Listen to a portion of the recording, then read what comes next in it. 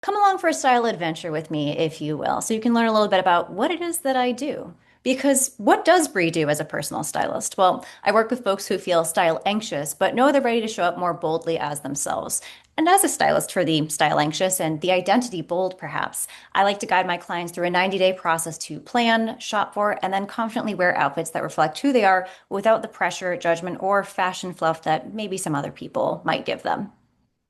So, how does it all work? Well, I have a couple of steps when I work with folks. We start with creating style words, then we actually step into their closet to see what's going on. And if they need me to help them audit or edit, I can do that. Maybe take some things to donate so they're not driving around with them in their car forever. We shop, but with intention because we make a shopping list. And then I put a lookbook together for them. So I would love some help describing what I do and what the experience is like. So meet my client, Rachel. Oh, wait, you guys probably already know her, especially because she just introduced me. So I had the opportunity to work with Rachel last fall. When I first started giving this presentation, our plan was to come up with an outfit for it. So we went through the entire process together of what it's like to work with me. But instead of 90 days, we did it in like 2 days. So it was a very compact experience. But we started with what were her style words? What were her goals? What were her preferences when it came to fit? So some things that we came up with, things that she really wanted to make sure reflected her work ethic and how she showed up for herself was confidence, strong, powerful, refined, and chic and trendy. And then I don't have the example here, but we also come up with Pinterest boards. So that way we have the visual example, because for some people, they're very visual, like myself, and you need to see what it is that you're inspired by to start finding those connections between how do I get there from right here where I am right now. So we went through her closet and we came up with a very intentional shopping list based on what she actually had. So that's what I go in. I do a closet cleanse sometimes, but for this, we just had to do an audit because we didn't need to clean anything out. We just needed to see maybe what she was missing and what she needed before we went shopping. And then we actually went shopping together. So we went to TJ Maxx because you don't have to go to luxury stores to find good pieces or to find quality pieces. It's why I recommend consignment stores to a lot of people. There's a lot of things that you'll never know that you could find, or you might learn about brands you didn't know existed. So we went to TJ Maxx with the goal of finding an outfit for the presentation that she could still mix and match with things she had at home for other work looks. So, Rachel, if you want to share in your own words, what was the experience like of shopping together? It was amazing. I felt so seen and heard, but also I felt like a princess. Even if I was not at a luxury boutique, it was super fun to have somebody else creating an attire and looks that I feel like I would never imagine for myself. And then once put on, was totally intrigued. So totally took me outside my comfort zone in a great way and made me enjoy getting dressed in the morning.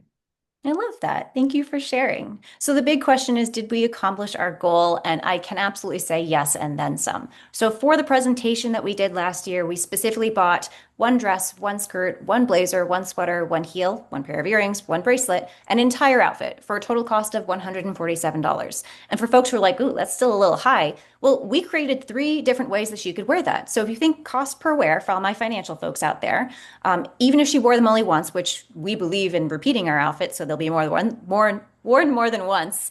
If you divide 147 by 3, that's $49 for each of these looks, which, as you can see from the example, these are the looks we put together for her.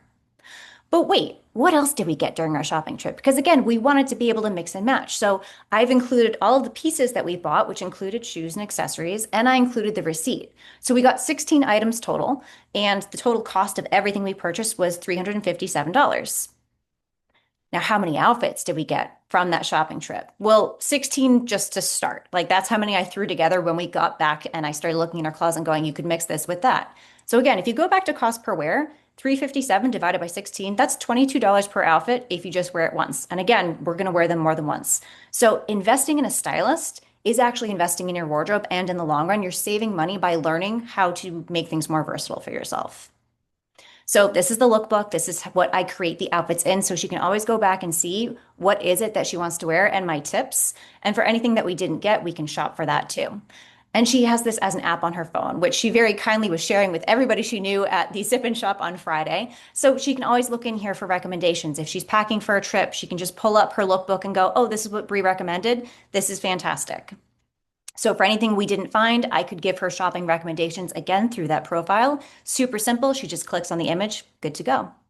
So again, what's the value of working with a stylist? It's efficient and it's effective. You have lasting results and learn how to confidently shop for yourself and embrace your own worth and value moving forward.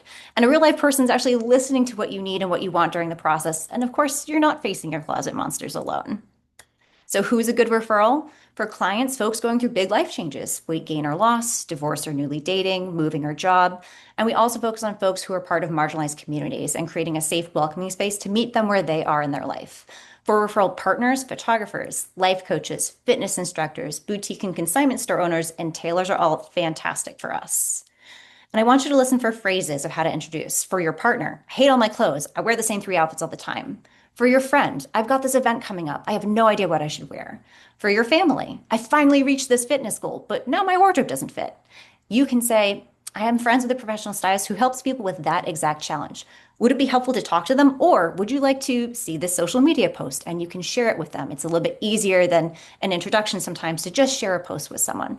So, as a quick example, that is one client's items that I consigned last spring. That was literally, I think, 15 boxes and a couple suitcases of stuff we consigned. So, sometimes you just need a helping hand to come in and help you clear things out. So if you ever have any questions, you are more than welcome to reach out. You can follow me on social media, or I have a newsletter that I put out every single week. That can be a great resource to introduce people to me too. Thank you guys so much for your time. That's me, Brie White of Foster Moda.